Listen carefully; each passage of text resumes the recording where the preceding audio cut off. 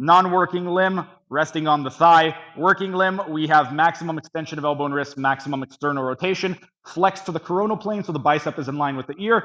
Press up to the sky.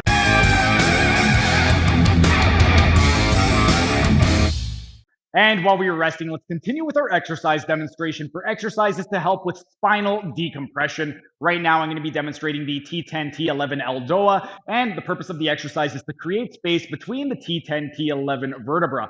With regard to the T10-T11 nerve roots, if there is any type of compression, this can affect your spinal extension, flexion, rotation, lateral flexion, elevation and depression of the rib cage, as well as inspiration and expiration. The nerve plexus that is most likely going to be affected is going to be the lumbar sympathetic plexus, and the nerve that is most likely going to be affected is going to be the intercostal nerve. This can manifest as weakness in the rectus abdominis, the external or internal obliques, the transverse abdominis, and you may experience pain or paresthesia in the umbilical area, specifically a little bit more the lower abdominals and the epigastric area. If you are having any of those symptoms, go ahead and give the T10-T11 ELDOA a try. For the exercise, this is going to be another unilateral exercise, meaning that we are going to be performing it on both sides, and we are going to once again be in a seated position. What we want to do for this one is the non-working side. We want that leg straight. We're going to go into maximum extension of the knee. We want to go into pseudo inversion, so we're going to go into dorsiflexion by pointing the toes toward our head. Inversion by pointing the sole of the foot inward, and we want to go into maximum medial rotation by turning those toes inward. We're then going to abduct the coxofemoral joint 45 degrees. From this position over here, what we are going to do with the working leg, we want to flex the hip and knee, and then we want to press that medial arch down into the ground. So we want to get into eversion of the ankle.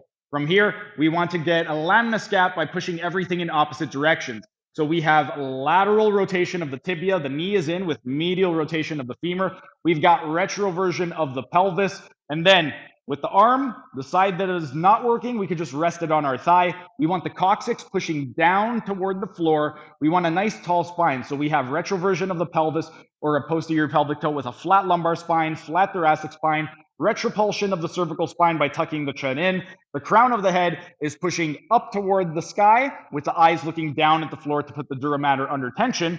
And then for this one with the working limb, what we want to do with the shoulder is go into maximum extension of the elbow and wrist, maximum lateral shoulder rotation, bring that arm to the level of the coronal plane, and we're pressing the palm straight up toward the sky.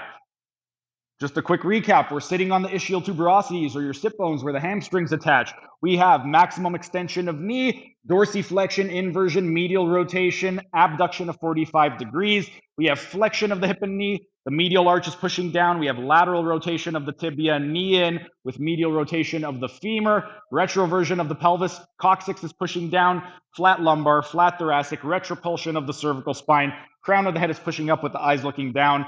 Non-working limb, resting on the thigh. Working limb, we have maximum extension of elbow and wrist, maximum external rotation. Flex to the coronal plane so the bicep is in line with the ear. Press up to the sky, and we are going to maintain that position for 1 minute. After 1 minute, we can slowly come on out of the posture and then repeat it on the opposite side. That is how you would perform the T10-T11 ELDOA. If you have any neurological symptoms or any type of weakness, pain, or paresthesia in any of the areas that I mentioned, go ahead, give the T10-T11 ELDOA a try.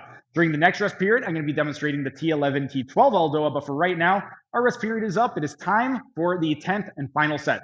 That was just a tiny taste of what can be found in my members only section. If you enjoyed it, become a member for only $5 a month to get access to hundreds of member only videos.